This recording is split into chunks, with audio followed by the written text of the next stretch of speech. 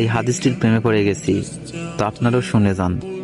আপনি যখন নিজের ঘরে নীরবে কান্না করবেন, আল্লাহ তখন ফেরেশতাদের উদ্দেশ্য করে বলেন, কোন জিনিস আমার এই বান্দার চোখে পানি আনলো?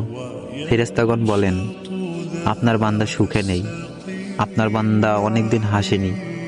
এই বলে ফেরেশতাগণ কান্না করতে থাকেন এবং আল্লাহকে বলেন, হে আমার রব, আপনি তো জানেন আপনার এই বান্দার হৃদয়ে কি রয়েছে, অতএব আপনি তার জন্য সবকিছু সহজ করে দিন। আল্লাহ বলেন, আমার এই বান্দা এমন কিছু জীবন থেকে হারিয়ে ফেলেছে যে সে অধিক ভালোবেসেছিল। অতএব আল্লাহ বলেন, আমি শপথ করছি, আমার বান্দা যা তার জীবন থেকে হারিয়েছে তার চেয়ে উত্তম জিনিস আমি তাকে এনে দিব, যা দেখে দুনিয়া ও আখিরাতে সবাই বিস্মিত হবে।